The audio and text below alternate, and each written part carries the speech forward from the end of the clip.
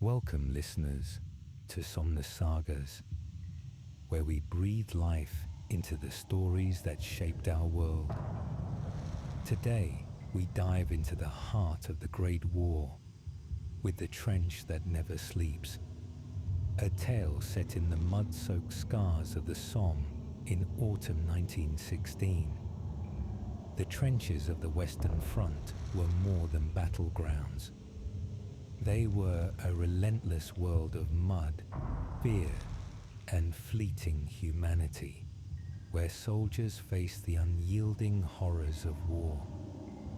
Follow Private Thomas "Tommy" Ellis, a 19-year-old from Blackburn, and his diverse squad in the 8th Battalion, East Lancashire Regiment, as they navigate the brutal realities of the Somme offensive.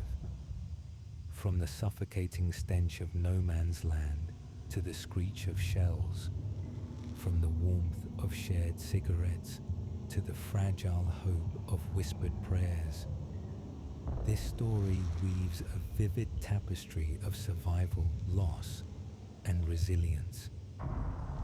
You'll feel the weight of a St. Christopher medal, hear the defiant songs that cut through despair, and witness the unbreakable bonds forged in the chaos of a trench that never sleeps. Rooted in the historical truths of First World War, its rats, gas, mud, and fleeting truces, this is a journey into the lives of ordinary men and women from Britain, India, Kenya, Canada, and beyond, whose stories echo in the endless night. If you're moved by their courage, please give this video a like and subscribe to Somnus Sagas for more epic tales from history's shadows. Now let's step into the trench. The trench was a festering wound carved into the Somme's ravaged fields, a muddy, jagged scar where hope drowned in the mire. Private Thomas "Tommy" Ellis, 19, huddled on a splintered duckboard near Thiepval, his Lee Enfield rifle slick with rain, its weight a constant ache in his arms. It was October 1916, and the Somme offensive had transformed the French countryside into a quagmire of craters, barbed wire, and despair. The air reeked of wet clay, cordite, and the sickly decay of bodies left in no man's land, where corpses lay tangled like broken marionettes, their stench a relentless assault. Rain had pounded the trench for days, turning it into a shin-deep canal of sludge that sucked at Tommy's boots, threatening to claim them as it had so many others. His greatcoat, caked with mud, felt like a lead shroud, and his feet, slathered in whale oil to fend off trench foot, throbbed with a dull, persistent chill. He'd seen the cost of neglect. Private Jenkins, a lanky lad from Preston, had lost both feet to gangrene, his screams in the aid post haunting Tommy's dreams like a banshee's wail. "Stand to, lads," rasped Corporal Jack Hargreaves, his voice hoarse from shouting over the relentless whine of shells. The 8th Battalion, East Lancashire Regiment, braced for dawn, rifles ready, eyes scanning the fog-shrouded no man's land for a German raid. Tommy's heart pounded, but he steadied it by rubbing the St. Christopher medal tucked inside his tunic, a gift from his mother in Blackburn. "Keep you safe," she'd whispered, tears staining her cheeks as he boarded the train to Dover. 6 months in this hell had eroded Tommy's faith in saints, but the medal was his talisman, a ritual to hold back the chaos. He traced its worn edge, murmuring a half-remembered prayer, his breath a faint cloud in the chill air. The trench was a labyrinth of misery, 8 feet deep, zigzagged to blunt shell blasts, its walls propped with sandbags that wept mud like blood. Rotting duckboards sank underfoot, and rats, fat from scavenging rations and corpses, scurried everywhere, their squeaks a constant torment. One darted over Tommy's boot, and he swatted it with his entrenching tool, muttering, "Bloody vermin." Jack, at 25 a veteran of Lewes, grinned through teeth yellowed by Woodbine cigarettes. "Rats don't shoot, Tommy. Fritz's snipers do." The squad chuckled, a brittle sound that masked their fear. Humor was their shield, calling shells whiz-bangs, joking about copping a packet. To dodge the terror of a bullet's bite, they'd named their trench Misery Lane, a nod to its endless mud and the German Maxims 200 yards away, their chatter a death knell in the night. Rations were late again, the 5th time that week. A German barrage had wrecked the supply line, and the carrying party, lads hauling 60-pound loads of bully beef, biscuits, or ammo through shelled communication trenches, hadn't returned. Tommy chewed a stale biscuit, its grit like chewing dirt, saving half in his haversack for later. The tea, brewed in a petrol can, tasted of chlorine, and the tinned McConaughey stew, when it came, was cold, its fatty broth congealed. He dreamed of his mum's shepherd's pie, the memory so vivid it twisted his empty stomach. Nearby, Private Sanjay Patel, an Indian sepoy from the 59th Shinda Rifles, nibbled a chapati from a rare parcel, his dark eyes fixed on a distant thought. Language kept Sanjay quiet. He spoke halting English, but he'd shared spiced biscuits once, a taste of home that had the squad grinning for hours. Private Alec Mboya, a King's African rifle soldier from Kenya, sat cross-legged, carving a cross from a shell casing, his fingers steady despite the cold. Alec's Swahili curses and deep laugh had won him friends, though some British lads muttered about colonials when rations ran short. Private Marie Dubois, a French-Canadian volunteer with a sharp tongue, whittled a stick, her presence a rarity in the trench, but accepted after she proved her aim with a rifle. Private Li Wei, a Chinese Labour Corps worker, dug nearby, his shovel rhythmic despite the mud, his quiet resilience earning nods from the squad, though he faced slurs from less tolerant men. Night draped the trench in shadow, broken by German flares that cast no man's land in sickly green. Tommy froze at each one, knowing a sniper could spot a helmet above the parapet. He'd seen Private Davies, a fresh-faced Manchester lad, take a bullet through the skull for peeking too long, his body slumping like a rag doll. The memory made Tommy clutch his medal tighter. Sentry duty loomed, 2 hours peering through a periscope, ears straining for the clink of German wire cutters. Last night, a raid had hit the neighboring trench, bayonets flashing in the dark.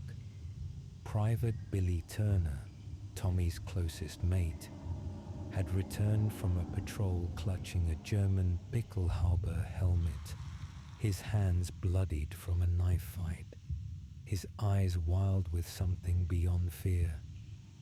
"Got the bastard," Billiard whispered, but his hands shook as he lit a cigarette, ignoring the trench superstition that 3 lights drew snipers. The trench was a sensory assault. Shells thudded, their rumbles shaking the earth. Rats squeaked, water dripped, and screams from no man's land pierced the night. The air stank of latrines, unwashed bodies, and the faint garlic tang of mustard gas from yesterday's attack. Gas masks hung at every man's chest, their rubbery weight a grim reminder. Tommy had drilled to don his in 9 seconds, but the mask's suffocating fit made his heart race. A week ago, a gas shell had hit their sector, and Private Walsh, too slow with his mask, had died gasping, his eyes bulging like a fish. Tommy prayed he'd never join him. Camaraderie was their lifeline. Jack, the corporal, was their rock, sharing his 1/8 pint rum ration when spirits sank. He'd lost a brother at Lewes, but buried the grief, humming "Pack Up Your Troubles" to keep the lads steady. Sanjay, despite the language gap, was a crack shot, earning nods after skewering a rat the size of a loaf.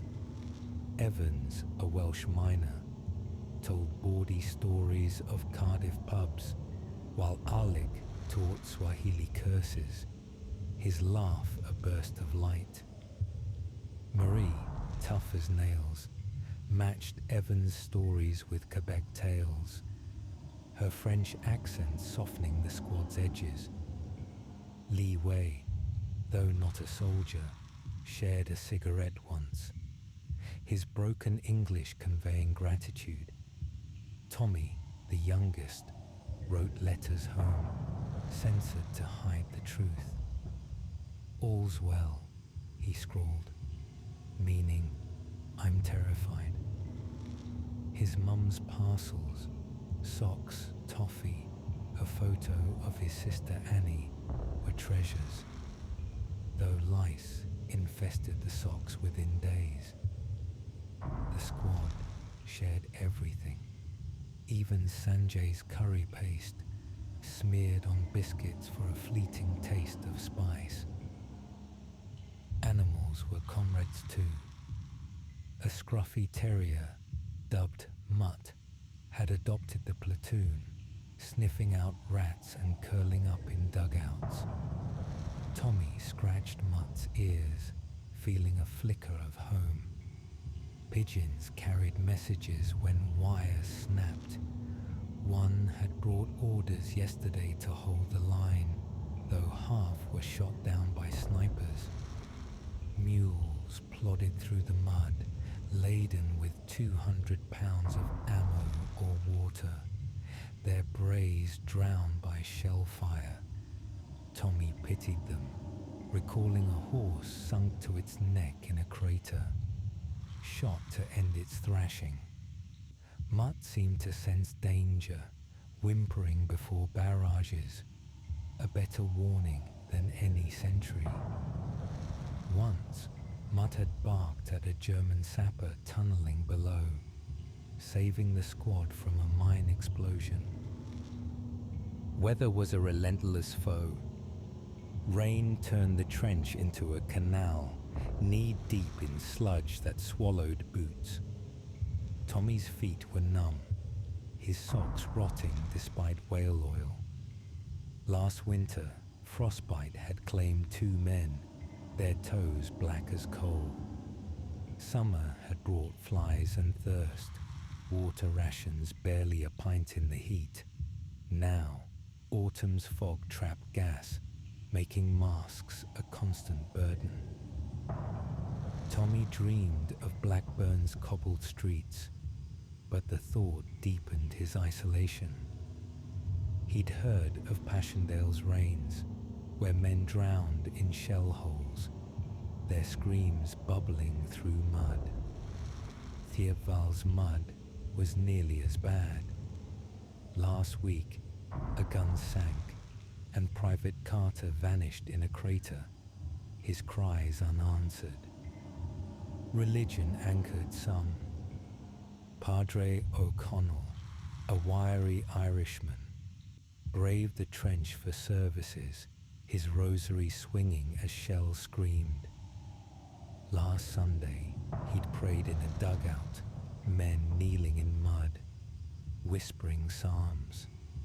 Sanjay prayed facing east, his turban a splash of colour, while Alec's carved cross hung around his neck, a memento of his mission school. Marie, Catholic like many Quebecois, clutched a rosary, her lips moving silently. Li Wei, Buddhist, kept a small jade charm, touching it quietly. Tommy, raised Anglican, wasn't sure what he believed, but his St. Christopher medal was his talisman, touched before patrols. Evans scoffed at faith, cursing God after a shell buried a mate. But Tommy clung to hope, however faint. Once, Sanjay showed Tommy a Sikh prayer book, its pages worn but sacred, and Tommy shared his medal story, a rare bond across worlds. Civilians were a distant echo. On rest days, 2 miles back, the squad visited a French estaminet, where Madame Claire, grey-haired and weary, served beer and stale bread. Pour les soldats, she'd say, slipping Tommy an extra slice, her eyes kind but haunted.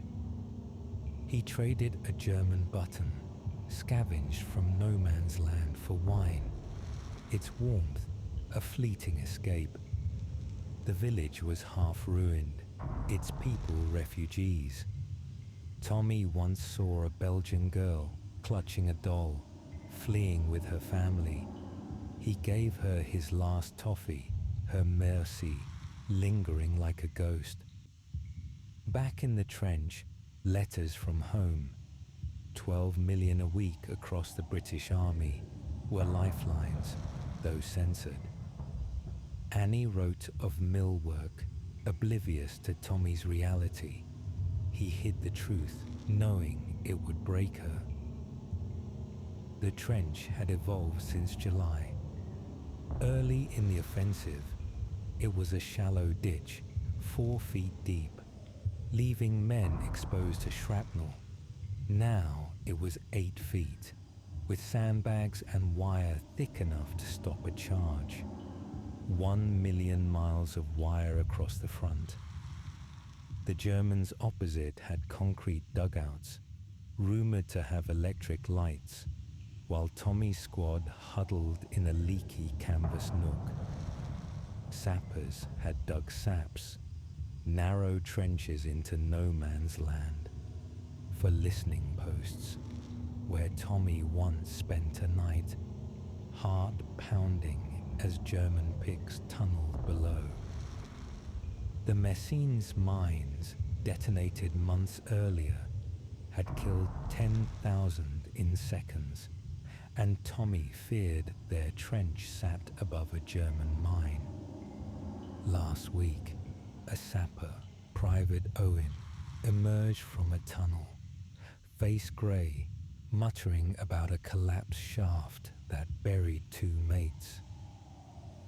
Orders came at midnight, a dawn attack to seize a German strongpoint. Jack briefed them, his voice steady but eyes tired. Creeping barrage will cover us. Stay low. Tommy's stomach knotted. Going over the top meant crossing 200 yards of craters and wire under machine gun fire. He'd seen men cut down, left hanging like scarecrows. The squad prepared, checking rifles, sharpening bayonets. Sanjay tied a sacred cloth around his wrist. Evans muttered Welsh curses. Alec polished a trench knife. Marie tucked her rosary away, and Lee Wei, though not fighting, offered a nod of solidarity. Tommy wrote a letter, "Dear Mum, I'm fine," and tucked it away, fearing it might be his last. As dawn broke, the barrage roared, shaking the trench. Mud sprayed, duckboard splintered. Mutt whimpered, burrowing into Tommy's side. The whistle blew, and Jack yelled, "Up, lads!" Tommy climbed the ladder, metal clutched, heart hammering. No Man's Land was a hellscape of smoke and screams, shells bursting, Maxims rattling. He tripped in a crater, mud swallowing his knees, but scrambled forward, Sanjay at his side. A bullet grazed Evan's leg, and Tommy dragged him to a shell hole. Yelling for stretcher bearer Charlie Wells, a wiry lad who braved fire to save men. Marie fired at a German trench, her aim steady, while Alec lobbed a Mills bomb, its blast clearing a path. The attack faltered. German wire uncut, tanks stalled in mud. Jack signaled retreat, and they stumbled back carrying Evans. Back in the trench, Tommy gasped, hands bloodied from Evans' wound. 3 men were missing, including Billy.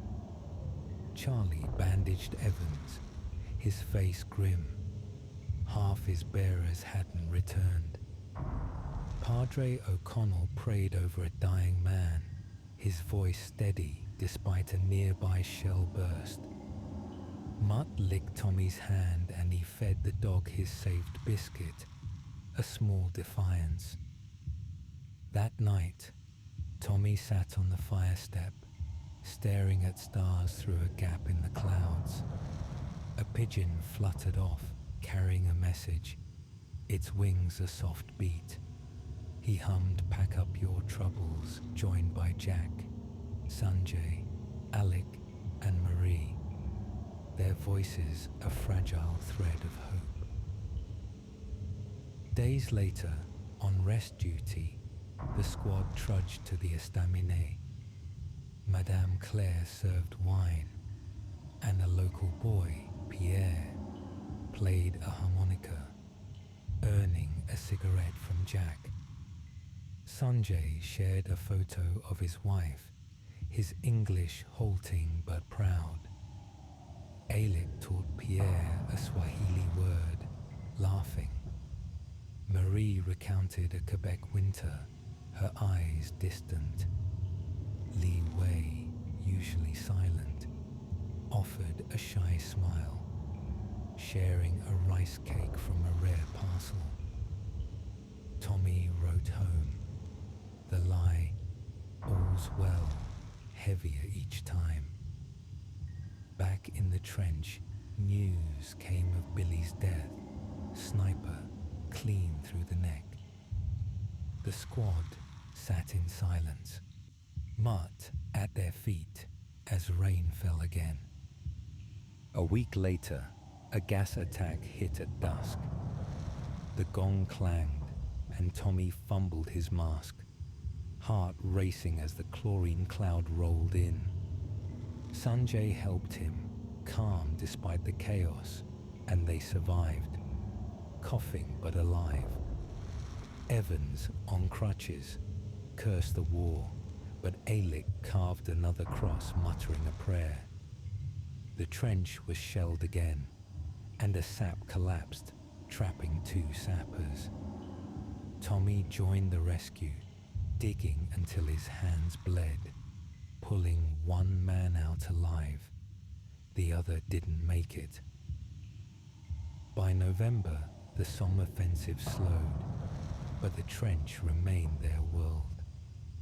The squad was sent to a reserve trench, a brief respite.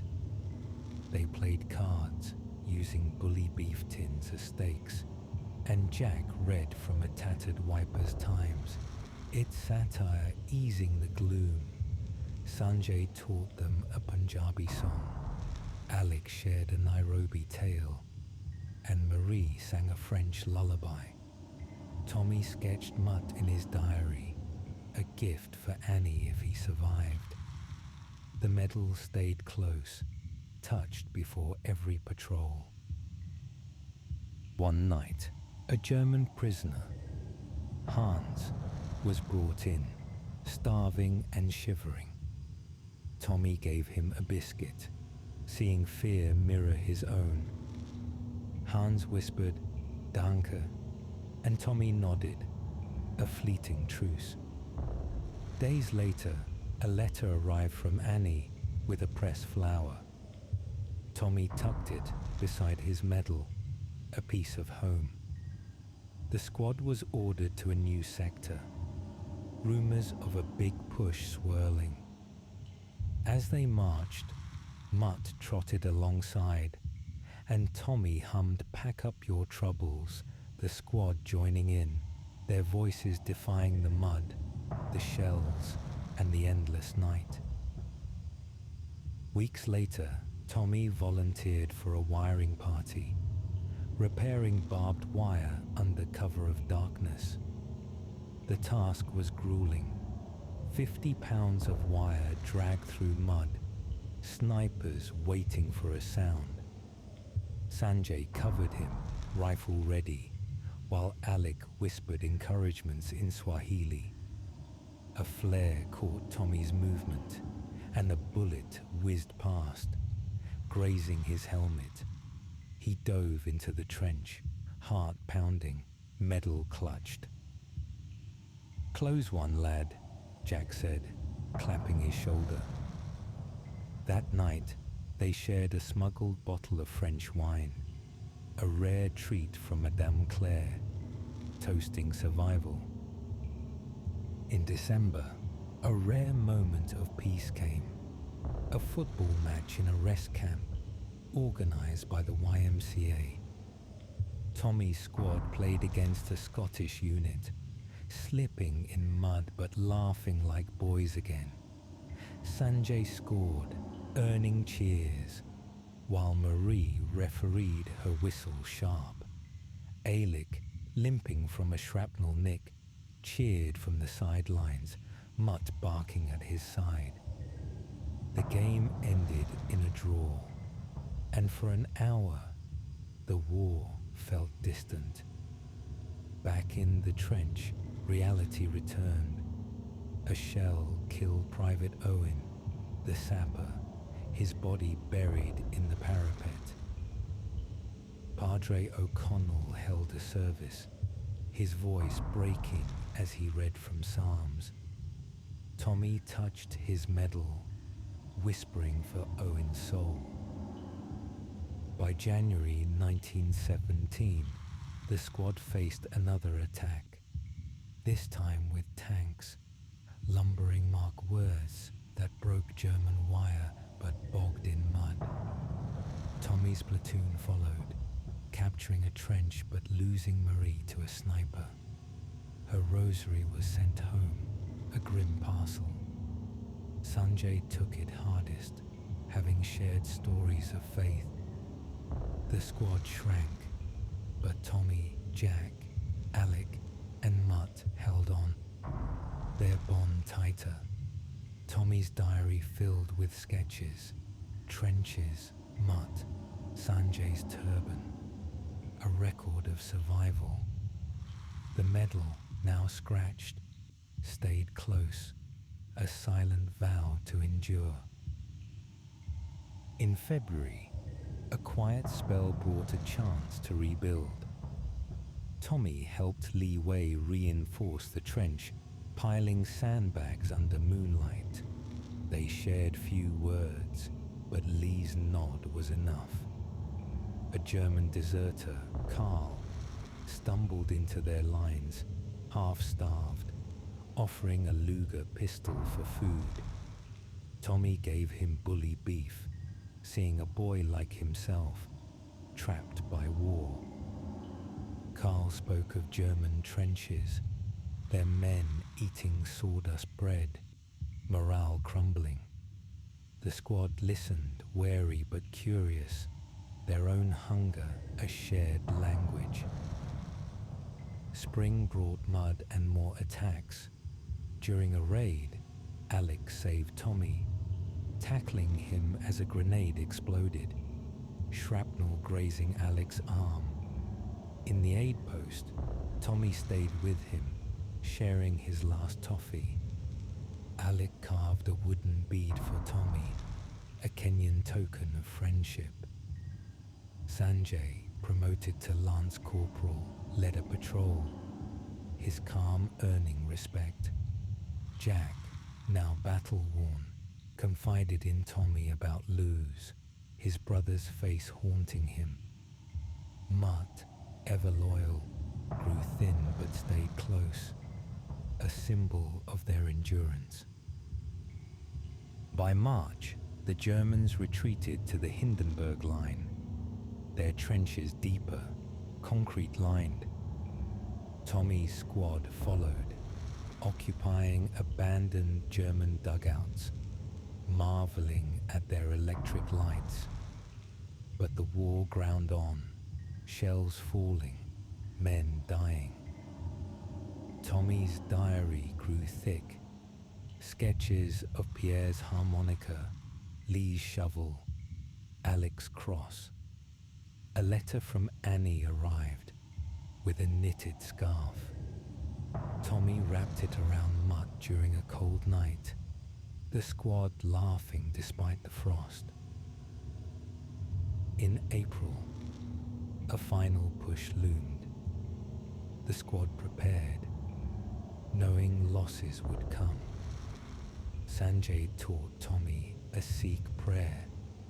Ellis shared a Nairobi story, and Jack read from the Wipers' Times, its humor a shield. As they marched to the front, Mutt trotted behind, and Tommy touched his medal, praying for strength. The trench was their world, mud, rats, mates and all, but their stories, whispered in the dark, kept them human. They sang, "Pack up your troubles," voices rising against the endless night, a flicker of light in the abyss. And so, listeners, we leave the muddy, unyielding world of the trench that never sleeps, where Private Tommy Ellis and his comrades fought not just for survival, but for the flickering light of humanity amidst the Somme's relentless chaos. Their stories of shared songs, whispered prayers, and bonds forged in the shadow of shells remind us of the resilience that carried them through the darkest nights of 1916. Thank you for joining us on this journey into the heart of the Great War, here at Somnus Sagas, where history's shadows come to life. If this tale of courage and sacrifice moved you, please give this video a like and hit that subscribe button to join our community of saga seekers. Your support keeps these stories alive. Drop a comment below. Share your thoughts on Tommy's squad or what the First World War tale you'd like to hear next. Follow Somnus Sagas for more epic narratives. And until we meet again in the next chapter of history, keep the stories burning bright. Farewell from the trenches.